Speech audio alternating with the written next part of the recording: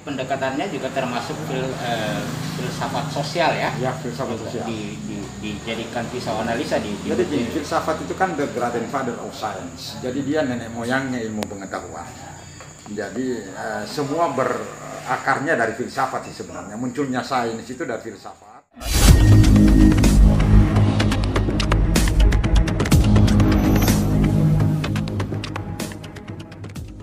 Assalamualaikum warahmatullahi wabarakatuh. Bersama saya Adahan Najimudin. Kita tadi baru live streaming launching buku online Filsafat Pandemi yang diluncurkan langsung oleh Pak Dr. Lukmanis Tahir, dan kita punya dua narasumber masing-masing dari Jakarta, dari Bandung, ya, seorang profesor. Itu kita ingin sedikit meminta penjelasan dari Pak Dr. Lukmanis Tahir, itu bagaimana sampai muncul istilah filsafat pandemi itu, Pak Dokter? Ya, jadi saya kira begini, munculnya filsafat pandemi ini terinspirasi dari berbagai masalah-masalah yang berkembang di masyarakat, yang pro kontra lah menghadapi COVID-19 ini.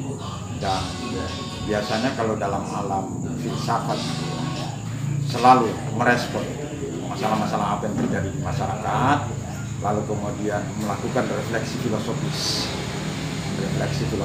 yang di dalam perkembangan ilmu pengetahuan sih sebenarnya selalu ini benturan antara saintis dengan agama ini, itu sejak pengetahuan ini berkembang itu sudah terjadi benturan-benturan. Nah, yang biasanya memberikan penengah itu adalah filsafat. Nah, filsafat karena itu di satu sisi dia ada refleksi filosofisnya, di satu sisi dia itu mencoba untuk melihat bagaimana situasi yang terjadi dalam dunia sains, logika-logika apa yang mereka gunakan di situ, dan kemudian begitu juga dalam wilayah agama. Dengan situasi COVID ini terjadi, masalah-masalah yang sebenarnya menuntut tanggapan kemanusiaan, karena ada aspek yang mendasar di sana. Banyak orang memberikan komentar tentang COVID ini sebagai pandemi global, tetapi kadang-kadang tidak memberikan solusi terhadap masalah yang ada ini. Berarti tadi pendekatannya juga termasuk filsafat sosial ya? Ya, filsafat sosial. Dijadikan pisau analisa Jadi filsafat itu kan the grandfather of science. Jadi dia nenek moyangnya ilmu pengetahuan. Jadi semua berakarnya dari filsafat sih sebenarnya. Munculnya sains itu dari filsafat, kemudian munculnya agama, terutama interpretasi dari agama, itu juga dari filsafat.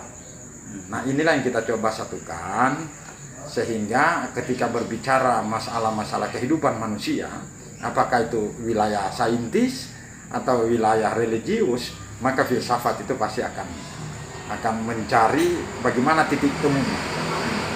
Itulah sebabnya ego sektoral masing-masing ilmu pengetahuan ini, produk dari ilmu pengetahuan itu harus sadar bahwa saatnya kita tidak lagi mendikotomikan antara wilayah agama dan wilayah sains. Bagaimana menyatu ini bersama-sama untuk kemudian mencari solusi terbaik di dalam penanganan atau pencegahan yang disebut dengan COVID. Kalau itu sebetulnya dipadukan tidak ada kontroversi, Pak. Sebenarnya tidak ada kontroversi. Tetapi jangan kita juga jangan berprasangka buruk terhadap yang namanya konflik itu. Jadi ketegangan itu sepanjang kehidupan manusia itu pasti akan terjadi. Cuma yang bagaimana caranya di tengah-tengah ketegangan yang ada ini, kita mencoba melihat sisi-sisi yang kira-kira memberikan kontribusi terhadap penyelesaian masalah. Itu yang menjadi intisari sih sebenarnya dari buku yang saya buat, dari masalah-masalah sosial yang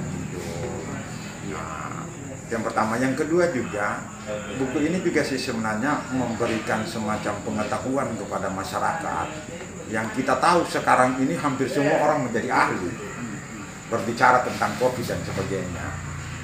Nah, buku ini pertama menceritakan tentang bagaimana yang namanya asal usul itu COVID-19, ya, lalu kemudian bagaimana terjadi tingkat penyebarannya melintasi benua dan sebagainya, yang kemudian karena belum ada obat yang bisa menyelesaikan, sementara harapan manusia begitu tinggi, itulah kemudian oleh WHO itu dianggap pandemi.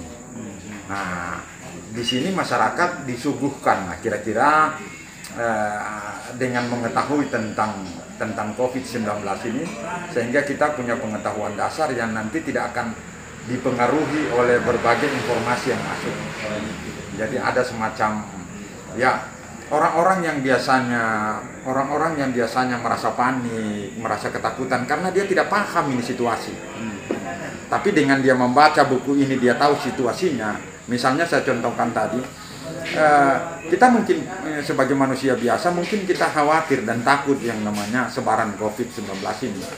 Tetapi dari sisi perkembangan yang namanya corona ini, karena COVID ini yang belakangan, ya, karena saudara kandung sebelumnya kan ada SARS dan ada MERS, yang kalau lihat bahaya yang paling terbesar yang membuat orang itu betul-betul berdampak kepada kematian itu pada MERS, bukan pada COVID. COVID itu memang penyebarannya cepat, tetapi kemampuan dia untuk membunuh orang itu kecil dibanding dua saudara kembarnya sebelumnya, MERS dengan SARS.